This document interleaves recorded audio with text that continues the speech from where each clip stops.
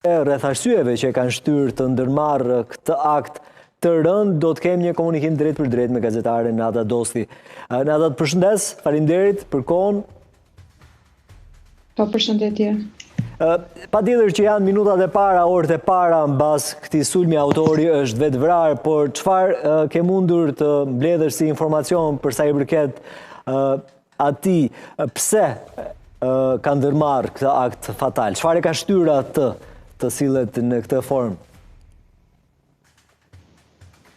Po, atëherë, guvernatori i zonës në Shanurfa ka theksuar se pas ngjarjes, shkolla është evakuar shpejt për arsye sigurie dhe se megjithmasat ngjarje të tilla të izoluara mund të ndodhin.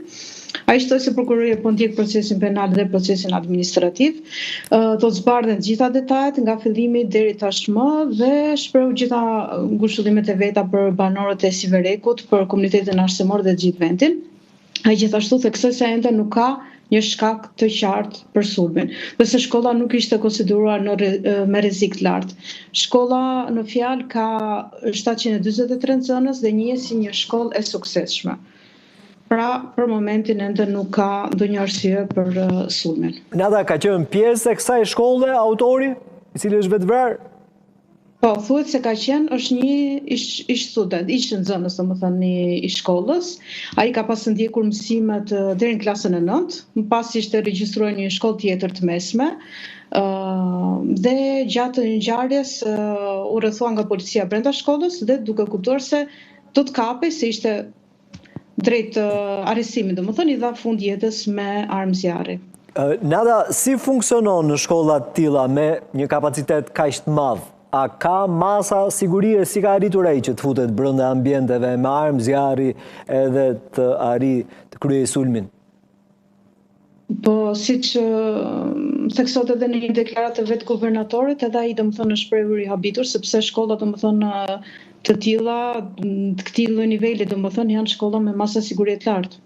Edhe domethënë ende prokuroria ende domethënë nuk e ka arritur ta zbulojë arsyeën, mënyrën se si ka arritur të infiltrohet, më falni.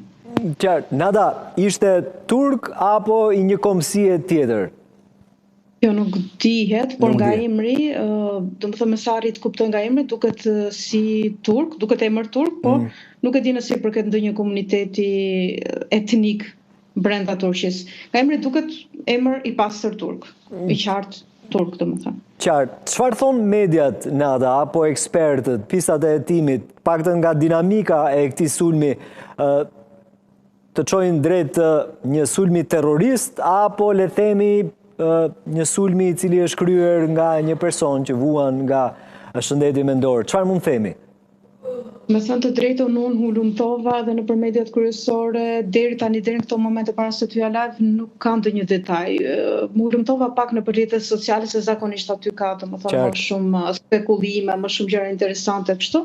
Mirë, po nuk gjeta si lloj spekulimi, dhe nuk ka domethënë është një ngjarje shumë i kalon gjithë domethënë pa fjalë dhe nuk qarkullon asnjë lloj spekulimi nëse është sulm terrorist apo është thjesht një problem mendor, domethënë të personit në fjalë, apo është ndonjë arsye hakmarrje, nuk qarkullon asnjë lloj spekulimi në lidhje me rastin. Po, Nada, meqense u referove rrjeteve sociale përpara se të nisim bisedën, e përcolla, kishte shkruar një mesazh përpara se të kryente sulmin. Çfarë mund themi për sjelljen e tij në rrjetet sociale? Ka pasur edhe statuse të tjera, pse nuk u mor seriozisht ky status paralajmërues?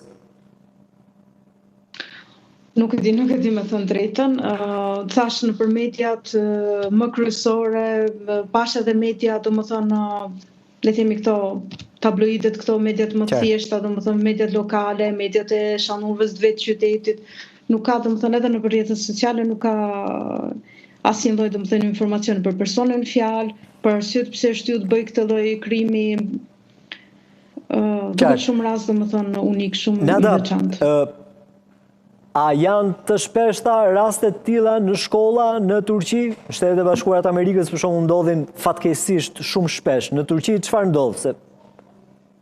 Jo, me thënë drejtën, nuk e di domethënë nëse kjo është e qëllimshme nga në medias që përpiqej që t'i fshej raste të tilla, por un kam 14 vite këtu që jam rezidente që punoj si gazetar freelancer dhe nuk kam dëgjuar raste të ngjashme, nuk kam pasur ndonjëherë më përpara raste të tilla, domethënë sulme nëpër shkolla, si kurse edhe dëgjojmë nëpër Evropë apo Amerikë. Nada, faleminderit shumë për gjithë informacionin e përcjell. Punë të mbar. Gjithashtu.